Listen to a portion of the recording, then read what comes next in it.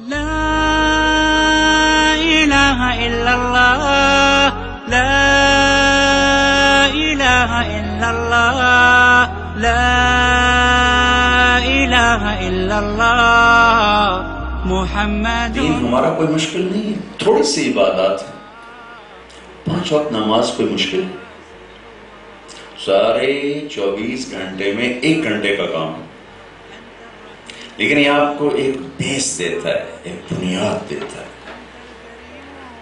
اور یہ کبھی اللہ تعالیٰ آپ کو دنیا پھرائے اور آپ اس میں چلتے چلتے نماز پڑھو تو آپ کو پتہ چلے کہ نماز میں کیا طاقت ہے. نیاگرا فال کے قریب سے گزر رہے تھے ہماری جماعت، تو میں نے کہا یار یہ بھی دکھا دو، تو مقامی ساتھی میں لے گئے. وہاں نماز کا وقت ہو گیا ظہر کا، تو ہم نے اذان دی، نماز پڑھی، تو ایک امریکن فیملی ماں آئی ہوئی تھی، تو نماز سے فارغ ہوئے تو ہمارے پاس آ گیا ہے، کہنے لگے آپ نے یہ کیا کیا ہے؟ ہم نے اپنے اللہ کو یاد کیا ہے. تو مجھے بڑا اچھا لگا ہے، تو بہت اچھا ہے. تو ہمارے ایک ساتھی نے کہا تو آپ اسے قبول کر لیں، آپ مسلمان ہو جائیں. کہنے لگا پھر وہ تو مکے جانا پڑے گا. تو ہم نے کہا نہیں، آپ کو مکے نہیں جانا پڑے گا، ہم آپ کو یہیں مسلمان بنا دیتے ہیں. انہوں نے کہا اچھا ادھر ہو جاؤں گا؟ کہاں یہیں ہو جاؤ. تو کیا کرنا پڑے گا؟ ہم نے کہا ہم جو کہتے ہیں وہ کہو. تو اس کو ہم نے کلمہ پڑھایا، اس کی بیوی کو پڑھایا، مسلمان ہو گئے. پھر ایک وہ نیو جرسی کا تھا، تو وہاں کا ہم نے ایک دوست کو ان کو ایڈریس دے دیا کہ وہاں آپ ان سے جا کے رابطہ کر لیں. اب اس کا نصیب اس نے کیا نہ کیا وہ تو بات کی بات ہے، لیکن نماز نے اس کو ہلا دیا. کہا مجھے آپ کا یہ عمل بڑا اچھا لگا، آپ نے یہ کیا کیا ہے. میں جب رائمنڈ پڑھتا تھا تو ایک پادری آیا، میرے خیال میں راؤنڈ اباؤٹ 80 کے قریب تھا، 6 فٹ سے اوپر قد تھا. مسلمان ہوا کوئی 75 سال کی عمر میں، کہ فرانس میں ایک جماعت ہماری چل رہی تھی تیونس سے. تو وہ اس وقت کوئی ایسی جگہ نہیں تھی، مسجد کوئی نہیں تھی. تو اس پادری نے ان کو دیکھا تو ان کو اپنے گرجے میں بلا لیا اور وہاں ان کو رات ٹھہرنے کا موقع دیا.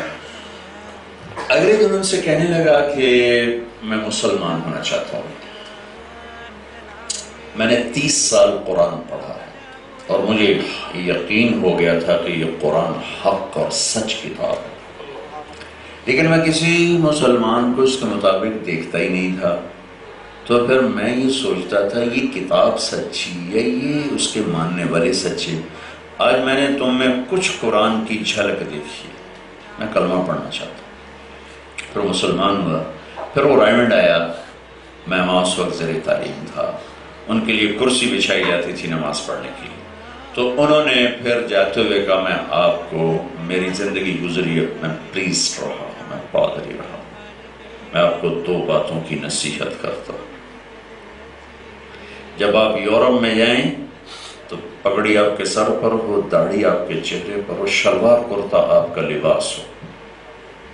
بس صرف آپ یہ لباس پہن کے گزر جائیں، کوئی بات نہ کریں، صرف یہ لباس پہن کے گزر جائیں. اور جہاں نماز کا وقت ہو اذان دے کے باجماعت نماز پڑھیں. کہ یہ 2 باتیں خنجر کی طرح لگتی ہیں، خنجر کی طرح. پھر انہوں نے دعا کی کہ اللہ میرا فرانس میں میں نہ مروں، کسی اسلامی ملک میں مروں.